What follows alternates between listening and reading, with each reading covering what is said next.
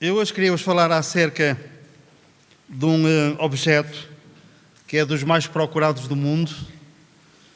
Ainda não foi encontrado. Não vamos entrar em pormenores porque é que não foi encontrado. Inclusivamente têm sido feitos filmes em busca desse objeto. Há um que é muito conhecido, que correu o mundo, os salteadores da Arca Perdida, com o Indiana Jones, lembram-se desse filme? As tropas nazis queriam encontrar a Arca, pensando que ela teria poderes que os levasse inclusivamente a ganhar a guerra. É sobre a Arca da Aliança, a Arca que desapareceu quando o templo foi destruído e não mais foi encontrado. A Arca da Aliança. E eu hoje queria-vos falar não propriamente acerca da Arca, mas daquilo que a Arca contém. Nós também ouvimos muitas coisas, fala-se acerca da Arca, mas esquecem-se de um pormenor importantíssimo. Aquilo que a Arca tinha lá dentro. E nós vamos falar acerca disso. E para isso vamos ler Hebreus capítulo 9, versículo 4, que identifica 3 coisas que estavam dentro da Arca.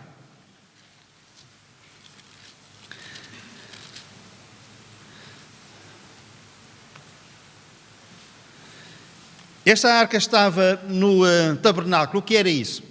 O povo hebreu, quando saiu do Egito, eles atravessaram o Mar Vermelho para se dirigirem à Terra Prometida. E fizeram isso. E quando passaram o mar, eles entraram no deserto. E teriam que fazer esse percurso, fazer essa viagem, que nós pensamos que poderia durar 2 ou 3 semanas, mas prolongou-se durante 40 anos. E isto deve-se ao facto de eles murmurarem contra Deus, de eles pecarem, imoralidade, idolatria, cobiçaram coisas más e, acima de tudo, murmurações. E então eles andaram ali à volta e durante 40 anos tiveram que fazer essa travessia. E o Senhor proporcionou-lhes um sítio para eles se reunirem, para eles prestarem culto a Deus. E esse sítio chamava-se Tabernáculo, que não era mais do que uma grande tenda, que foi construída minuciosamente, de acordo com aquilo que Deus instruiu para que eles fizessem essa tenda. E nessa tenda, chamada Tabernáculo, estava dividida em 3 partes. A parte mais nobre, onde Deus manifestava a sua presença, era o Santo dos Santos, nomeadamente onde este objeto estava, a Arca. E o Senhor manifestava a sua presença por cima da Arca. E na Arca estavam 3 coisas. E nós lemos no versículo 4 do capítulo 9, a qual pertencia um altar de ouro para o incenso e a Arca da Aliança, totalmente coberta de ouro, na qual estavam uma urna de ouro contendo maná, a vara de Arão que floresceu e as tábuas da aliança. 3 coisas que estavam dentro da arca. Um vaso de ouro com maná, iremos falar acerca disso. A vara de Arão que tinha florescido e as tábuas da lei. O povo, quando saiu do Egito, teve uma atitude de fé. Nós vemos que pela fé eles atravessaram o Mar Vermelho. Isto fala-nos de quê? Fala-nos de que no início da nossa vida cristã, por regra, nós todos começamos bem. E eles começaram bem. Pela fé atravessaram o Mar Vermelho. Foi pela fé. Eles atravessaram esse mar como em terra seca. Não era coisa fácil. Eles pensavam nas suas esposas, pensavam nos seus filhos. Alguns tiveram que transportar os seus filhos ao colo e tinham-se levantado 2 grandes muralhas de água, de um e do outro lado, e eles passaram como que por terra seca. E nós podemos imaginar o medo e o terror. Eles estavam a passar pelo mar, havia aquelas 2 paredes de água seguras pelas mãos de Deus. Mas eles não tinham a certeza de que uma dessas paredes, por exemplo, ruísse E se isso acontecesse, eles morreriam afogados no mar. Foi pela fé. E quantos de nós também, ousadamente, corajosamente, começamos a nossa vida cristã, às vezes lutando contra tudo e contra todos. Não somente as piadas dos outros, o desprezo. Outros, a perseguição dos familiares mais próximos. Mas nós começamos. E nós ousadamente fomos em frente. E não desistimos. E não olhamos para trás. E começamos bem. Mas se nós fôssemos nos debruçar um pouco mais sobre a história deste povo, durante esses 40 anos, nós iríamos ver que houve coisas que eles fizeram. E que a palavra de Deus menciona. E diz que nós não devemos fazer o mesmo. Temos isso em 1 Coríntios capítulo 10. Serviram de exemplo para que não façamos o mesmo.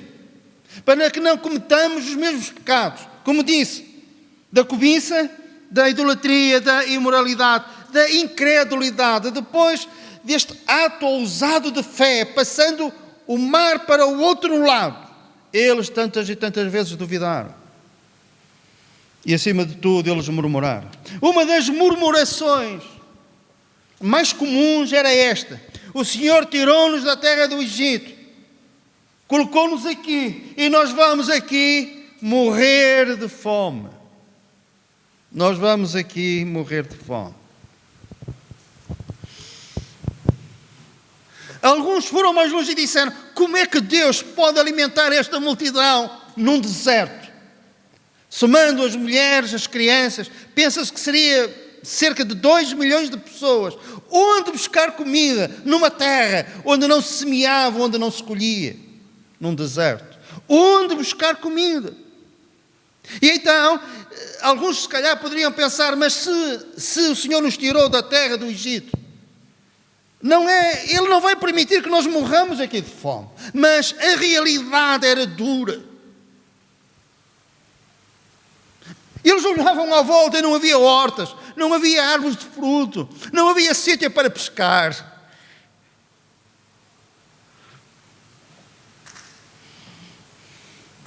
Vamos apressar.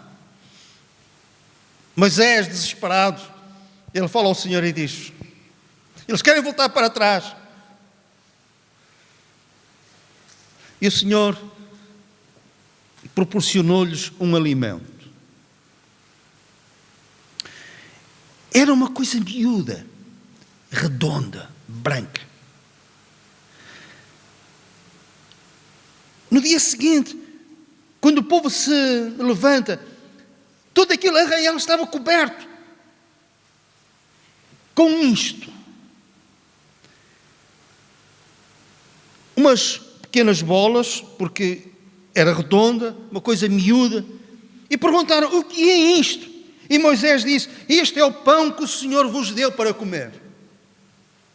Eu não sei o que é que continha aquele pão, mas uma coisa nós sabemos: que durante aqueles 40 anos nenhum israelita adoeceu.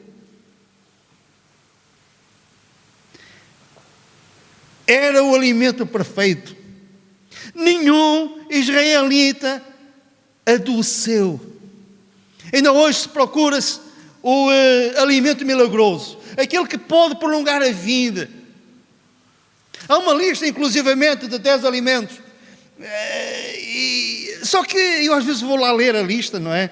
Só que depois aparece um outro vídeo com outros 10 alimentos e não são coincidentes. A pessoa não sabe o que é que há de comer, então desiste e volta a comer aquilo que já comia antes.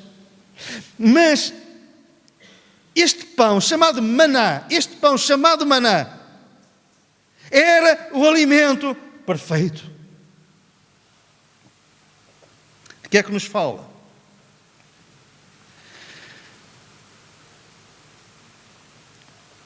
Jesus mais tarde tem uma conversa com os descendentes deste povo que comeu o maná que todos os dias caía no arraial, no acampamento. E eles começaram esta conversa com Jesus desta forma: que sinal fazes para que o vejamos e creiamos em ti. O que é que tu fazes? Quais são os teus milagres para nós crermos em ti? Alguém um dia disse, não há maior cego do que aquele que não quer ver. Conhecem essa expressão? Achavam um pouco aquilo que Jesus tinha feito até àquela data. Jesus tinha feito o seu primeiro milagre nas bodas de Canaã, num casamento, e tinha transformado a água em vinho. Vocês acham que este acontecimento que ficou limitado apenas àquela pequena aldeia que ninguém mais soube? Não havia telejornais, a gente sabe, não havia internet, mas havia a propagação oral, as pessoas falavam, e aquilo deve ter causado um impacto tremendo, até porque o vinho transformado da água era vinho de uma qualidade que ninguém tinha bebido até então. Mas Jesus tinha feito mais. Tinha multiplicado os pães e os peixes. E de cinco pães e 2 peixes, o Senhor multiplicou e alimentou uma multidão de milhares de pessoas. E isso ficou confinado àquele monte e ninguém contou nada. Cada um foi para a sua casa e guardou o segredo e não disse nada. Com certeza que esta notícia que se espalhou. E outros milagres que Jesus já tinha feito. Mas eles ainda insistiam. Que sinal, que milagre é que tu fazes? Que é possível tu fazeres para nós crermos em ti? Se calhar o Senhor tenha operado poderosamente na tua vida. Tem sido generoso para contigo. Se calhar já houve situações na tua vida que tu pensaste que ias perder tudo. Ias perder a família, ias perder o emprego. E para tua surpresa, depois, as coisas melhoraram e ficaram melhores do que antes. Não consegues identificar em uma situação assim.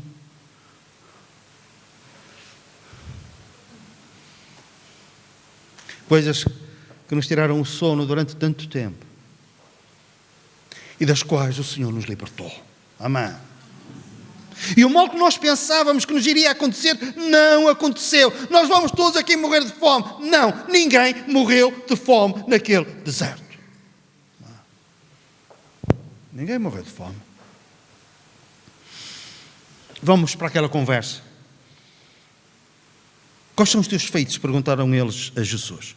E depois eles argumentaram, como quem diz, nós somos um povo privilegiado. Nossos pais comeram o maná no deserto. Como está escrito, deu-lhes a comer o pão do céu. Não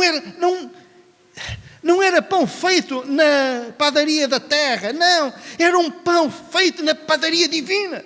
Era pão que descia do céu. Na outra parte nós lemos que era pão dos anjos. Pão dos anjos. Eles puxam pelos galões. Nós somos filhos daqueles que comeram do pão que descia do céu.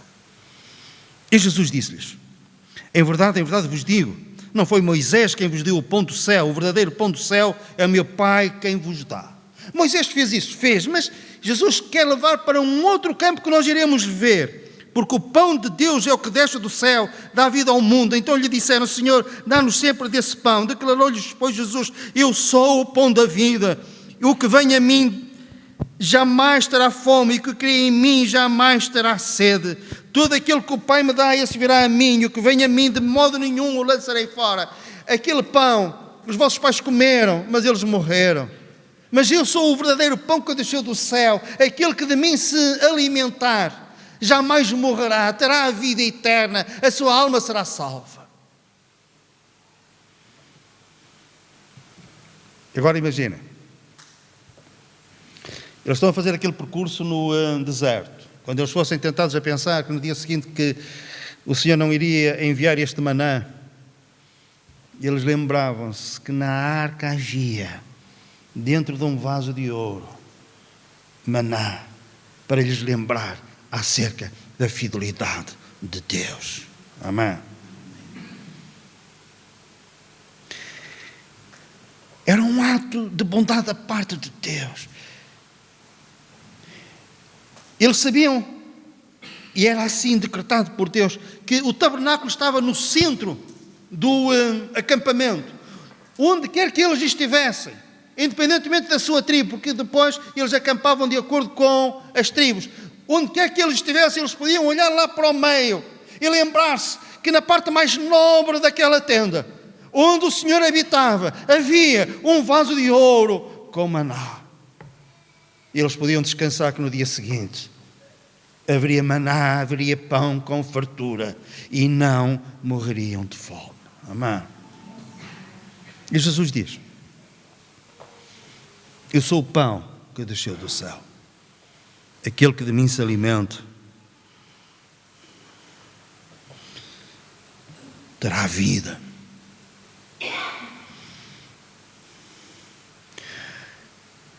Eu irei suprir as suas necessidades da alma.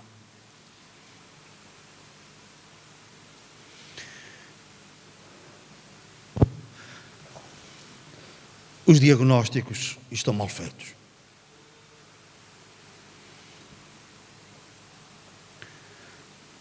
Quando o médico faz mal um diagnóstico, não pode fazer um tratamento correto, partindo de um diagnóstico errado. Os líderes do mundo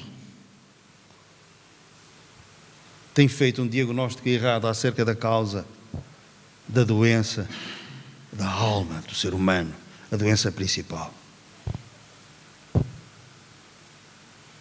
É por isso que as coisas vão de mal a pior.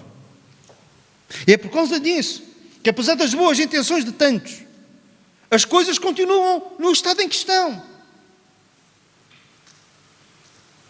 Acham que as injustiças que têm diminuído, se calhar no nosso país, mas se nós ouvirmos as notícias daquilo que se passa no mundo, guerras, fomes, e muitas dessas coisas motivadas apenas pela ganância e pela avareza da meia dúzia. Porquê? Porque o diagnóstico está mal feito. Não se pensa na doença da alma. E as pessoas não têm a certeza de que na eternidade, não é no dia seguinte, que na eternidade não tem alimento para a alma. As pessoas não pensam. E há o maná que desceu do céu, o Senhor Jesus, e Ele diz: aquele que de mim se alimenta tem a vida eterna. E nós perguntamos: você já comeu deste maná? Você já se entregou ao Senhor Jesus? Já confiou nele como seu Salvador? Ele diz: aquele que vem a mim, eu não o lançarei fora. E mais, eu dou-lhe vida, vida para a vida eterna. Amém. E ninguém mais o pode fazer. Sabem o que é que aquele povo durante os 40 anos apenas comeu? A dieta não era diversificada. Era maná, maná, maná. Não havia mais nada. Também para suprir as nossas necessidades da alma. A nossa fome de Deus, a nossa fome espiritual. Só há um alimento. Só há uma maneira única, mas também suficiente. É o Senhor Jesus, o verdadeiro pão que desceu do céu. Fora dele não há alimento para a alma. Um dia deste eu falava com alguém, com quem lido diariamente. Disse alguém a certa altura, disse: oh doutor, mas espera aí, o nosso Deus é o mesmo. Eu disse: não é não. E porque não era lugar para grandes teologias, eu só lhe disse uma coisa: o seu Deus está sempre acompanhado. O meu Deus está sozinho. Está sempre acompanhado. Sim. Depois citei-lhe as várias companhias. E ela disse: tem razão. Disse: o meu Deus pode salvar perfeitamente todo aquilo que por ele chega a Deus. E ele pode sozinho. Não necessita de ajuda de mais ninguém, porque na cruz do Calvário Ele derramou o seu sangue para nos purificar de todo o pecado e pode salvar perfeitamente todo aquele que por Ele se chega a Deus. Sem ajudas. Não tem necessidade de ajudas. Havia só maná, maná, maná. E nós dizemos: só por Jesus é que você pode ser salvo. Quando ele diz: eu sou o caminho, a verdade e a vida, ninguém vem ao Pai senão por mim. O que é isto? É dizer: é só por este maná. Por essa razão, O maná estava dentro da arca. E agora este maná, que é o Senhor Jesus, está dentro do nosso coração. Amém? Mas tinha outra coisa. A arca tinha a vara de Arão. Aqueles que não estão familiarizados com a Bíblia não sabem a que é que isto se refere, mas eu vou explicar. A história daquele povo durante os 40 anos é a nossa história. Os tempos mudam, as situações mudam, mas há uma coisa que não muda, é o coração humano. Não é? O coração humano. E eles viveram situações críticas. Aquela multidão viveu situações críticas. É que se não fosse a graça e a misericórdia de Deus, eles nem é bom pensar. Uma situação. Havia 2 líderes daquela grande multidão, apontados por Deus. Moisés e seu irmão Arão. Eram os líderes. Moisés, com a autoridade, ele falava diretamente com Deus. A certa altura o Senhor disse: eu com o meu servo Moisés eu falo face a face. Ele falava e Deus respondia-lhe. Ele fazia perguntas e o Senhor explicava-lhe. E havia também o seu irmão, que era o líder como é que é de dizer, da vida espiritual daquele povo. Ele e a sua família lideravam todo o culto no tabernáculo. Ele chamava-se Arão. Um dia, há uma rebelião.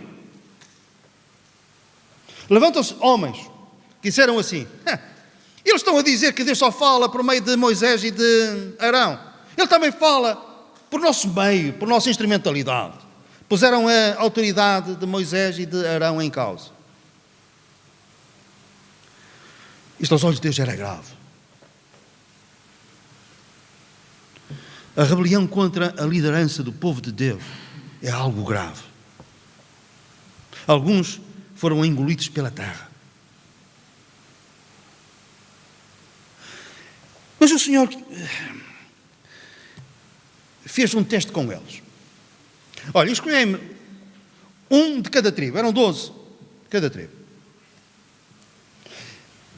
Provavelmente o líder de cada tribo, não lemos isso na Bíblia, mas deduz-se. E cada um vai trazer uma vara de amendoeira cortada.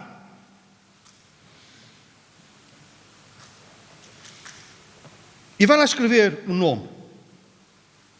Arão, como era o líder espiritual da tribo de Levi, escreveu o nome. E aquelas 12 varas cortadas, arrancadas da árvore, da cepa, foram colocadas diante de Deus. E o que é que aconteceu? Havia uma vara. As outras estavam mortas, secas. Mas uma dessas 12 varas, sabem o que é que ela tinha no dia seguinte? Tinha rebentos, tinha flores e tinha amêndoas. E tinha um nome escrito. Era a vara de Arão. E o Senhor com isto quis dizer que o líder espiritual do povo era Arão. E a vara de Arão que tinha florescido estava dentro da arca. Para que eles se lembrassem que a rebelião não é agradável a Deus. A rebelião pode ser feita na igreja, pode ser feita na família, pode ser feita numa nação. A rebelião tantas e tantas vezes traz dor e sofrimento.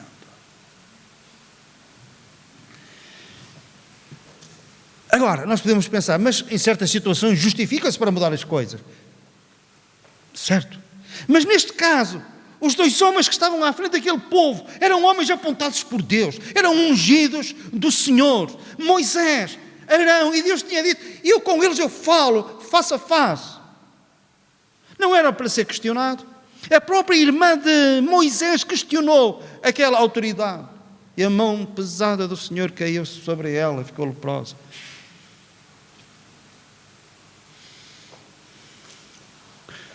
Abençoado é o povo a quem o Senhor constitui líderes, e esses líderes vêm de Deus.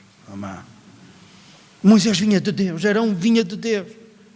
E então nas suas peregrinações, quando a tentação surgia, com certeza, durante 40 anos, há muita coisa que esquece, outras gerações se vão levantando, e alguém se calhar tentando murmurar contra Moisés e Arão, e alguém toca, cuidado, estás a ver acolá. O tabernáculo tem lá uma arca, é a arca de Deus, é a arca da aliança, e lá dentro tem a vara de Arão que floresceu, e contava-lhe a história.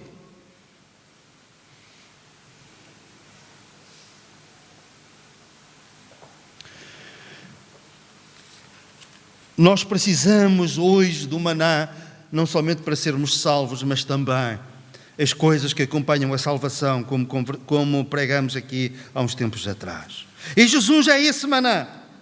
É esse maná quando nós precisamos de paz. Ele disse, deixo-vos a paz, a minha paz vos dou. Nós podemos ter a paz de Cristo no nosso coração. E estamos cansados e sobrecarregados. Ele disse, vinde a mim, todos vós estáis cansados e sobrecarregados, e eu vos aliviarei. Tomai sobre vós o meu jugo. O meu jugo que é leve, o fardo, o meu jugo que é suave, o fardo que é leve, e vós encontrareis descanso para as vossas almas. Temos este maná. E temos também outra coisa.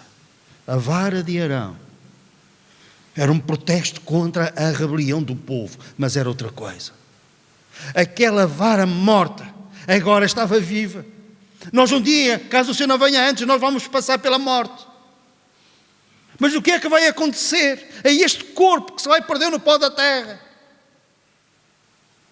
Usando a linguagem bíblica, um dia ele vai ter rebentos, ele vai ter flores, ele vai ter fruto, porque nós ressuscitaremos em Cristo. Amém. Nós ressuscitaremos, teremos vida.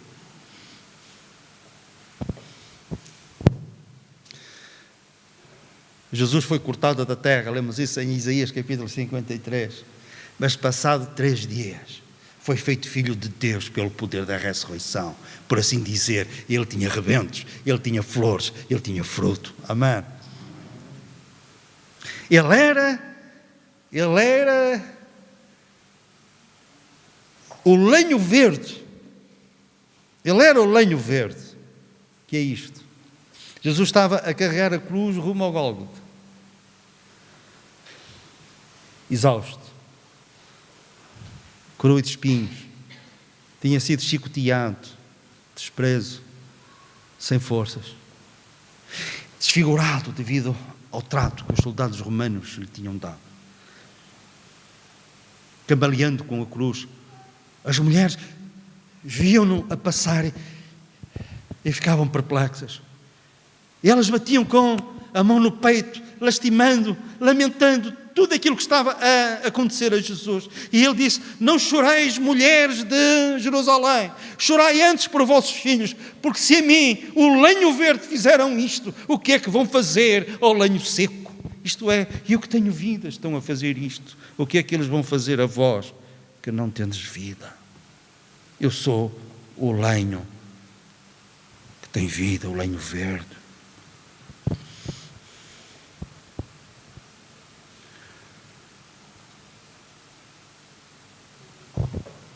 A arca tinha também as tábuas da lei, os 10 mandamentos. Nós temos a palavra de Deus. Outros têm outras coisas, nós só temos a palavra de Deus como nossa única regra de fé. Outros acrescentam as tradições. As tradições da igreja. Nós não temos que acreditar nas tradições da igreja, nós temos apenas que acreditar naquilo que a Bíblia é e aquilo que ela contém. Outros alicerçam as suas ideias religiosas através das suas próprias opiniões, aquilo que pensam. Eu tenho lidado com uma pessoa, eu e a Clarice, por atividade profissional. E essa pessoa é uma pessoa excepcional. Profissionalmente, na área dele, é do melhor que eu já vi. Só que ele tem um problema. Ele às vezes, sabendo aquilo que nós somos, ele toca-nos nas coisas de Deus. Mas ele fala de uma forma tal. Vocês conhecem-me, eu não me deixo intimidar, não é? Não me deixo intimidar facilmente. Mas eu tenho a certeza que no dia que eu enfrentar aquele homem, nem que seja assim muito suavemente, ele pega-me num braço e põe-me fora do consultório dele. E o problema é que ele trata tão bem a Clarice e eu não posso perder aquele homem. E eu fico lá calado a um canto. E ele diz coisas que não são verdade. E eu penso na alma dele e disse, isto vai ser um desastre. Mas eu fico ali calado. Se vocês estivessem lá e você não fala, eu disse, não, eu não falo, porque não vai mudar de ideias. Está tão alicerçado nas suas opiniões, tão convicto. Fala com uma cara. Aquilo assusta para a pessoa.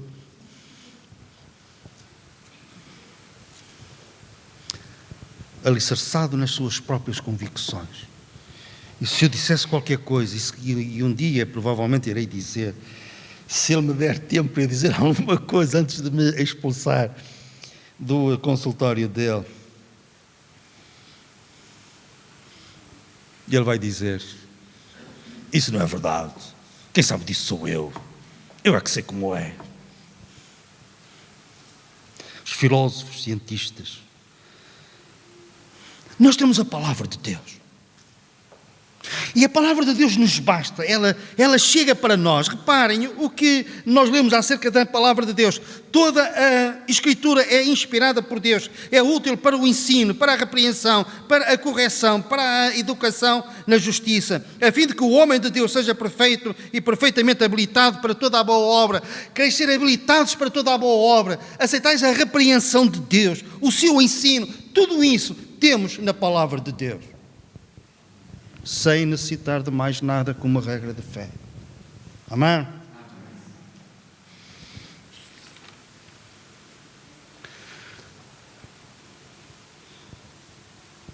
Para finalizar, o último versículo.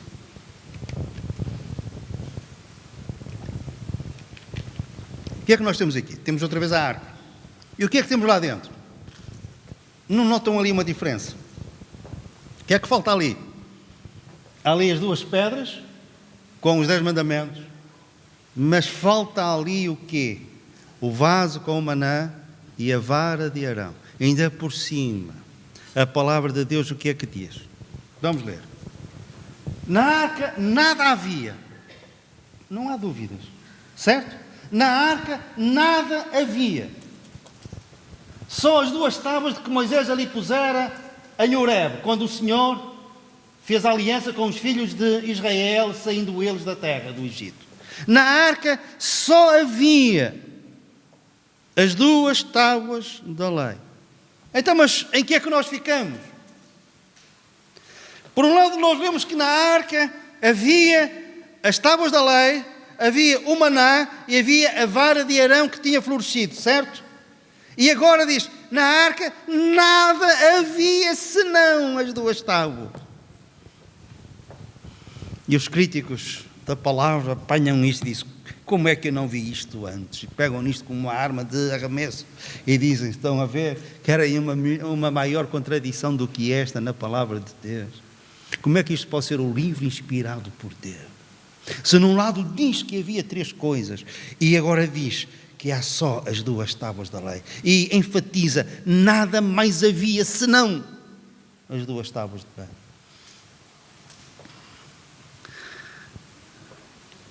Eu na primeira abordagem disse várias vezes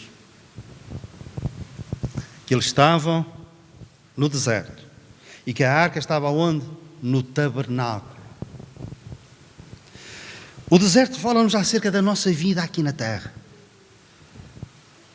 Com os nossos fracassos, com os nossos pecados, com os nossos erros. E nós aqui na terra nós precisamos de Jesus como o nosso maná, não somente para nos salvar, mas precisamos dele para perdoar os nossos pecados. Se confessarmos os nossos pecados, ele é fiel e justo para nos perdoar os pecados e nos purificar de toda a injustiça.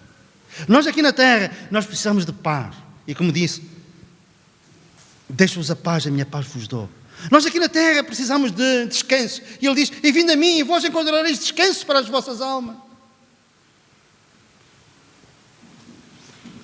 E nós aqui na terra precisamos daquilo que a vara de Arão simboliza. Nós precisamos da esperança de que um dia vamos ressuscitar. Esta arca, se fôssemos ler a passagem no seu todo, iríamos ver que ela não está no tabernáculo, ela está no templo em Jerusalém. No reinado de Salomão, cujo reino é uma figura de um reino maior, daquilo que é maior do que Salomão. O reino que nos pode falar acerca da eternidade, que nos pode falar acerca do céu. E nós no céu não vamos precisar de maná, não vamos precisar de ter a esperança da ressurreição, porque nós já ressuscitamos. Nós não vamos precisar da salvação de Cristo, porque nós já estamos salvos. Nós não vamos precisar da sua paz, porque Ele é a nossa paz por toda a eternidade. Nós não vamos precisar de que Ele perdoe os nossos pecados, porque no céu não haverá ninguém que peque. E por essa razão resta-nos a palavra de Deus e mais nada. Amém? E há um versículo na Bíblia que diz assim: